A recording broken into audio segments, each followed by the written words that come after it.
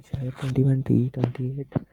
तो यह हमारी लैब 6 है, जिसमें हमने डिजिटल सिग्नल्स के फ्रिक्वेंसी डोमेन में देखना है using fast Fourier transform and discrete Fourier transform. तो उसका हमारा टास्क 1 है जो इसमें हमने एक सिग्नल ले लिया है जो 1 2 3 4 5 6 7 8।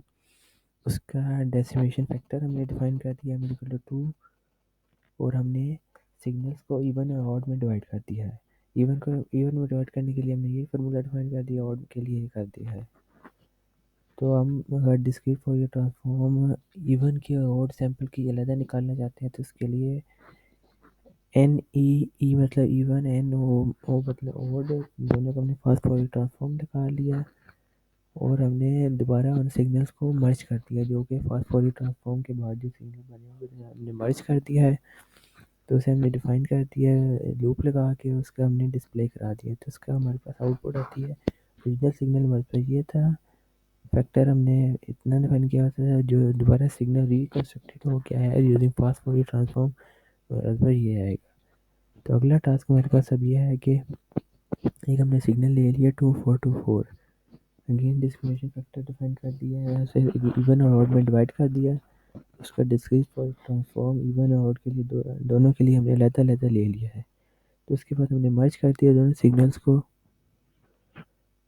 लेकिन इस दफ़ा हमने इनवर्स डिस्क्रीट फोरियर ट्रांसफॉर्म वाला फार्मूला इस्तेमाल किया है। तो हमने फिर आगे दोनों डिस्प्ले करा दिया, ओरिजिनल सिग्नल, डेसिमेटेड सिग्नल और DFT ऑफ x1, ये सारा को हमने डिस्प्ले करा दिया। तो हमारे पास इसकी आउटपुट ये आएगी। ओरिजिनल सिग्नल ये था, उसका फैक्टर ये दे दिया, x1 का जो डिस्क्रीट फोरियर ट्रांसफॉर्म आएगा वो ये आ गया, और जो discrete Fourier transform of decimated signal का आएगा वो ये आ गया। तो अगली हमारी है लैब 3, टास्क 3।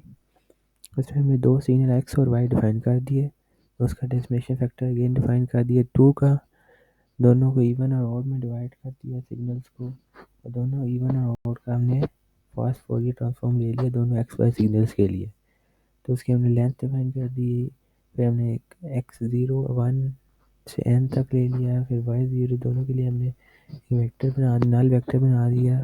तो दोनों के ऊपर हमने एक फॉर लूप लगा दी, जिससे हमारा डिस्क्रीट फोरियर ट्रांसफॉर्म कैलकुलेट होगा। जैसे हमने डिस्प्ले कराया तो उसका जो हमारे पास आउटपुट आएगा ये आ जाएगा।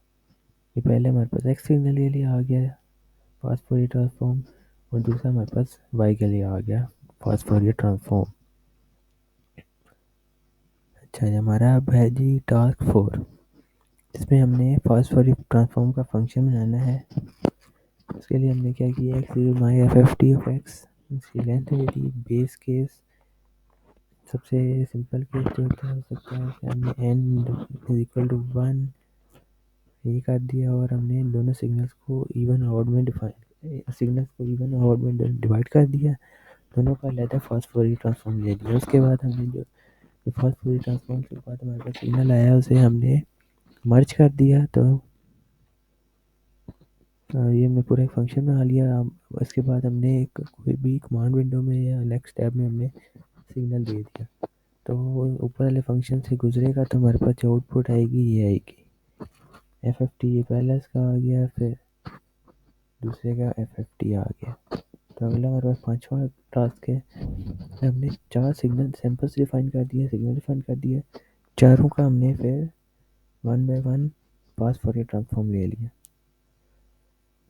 Using custom function. तो उसके बाद हमने दोबारा फास्ट फोरियर ट्रांसफॉर्म लिया यूजिंग स्टैंडर्ड फंक्शन।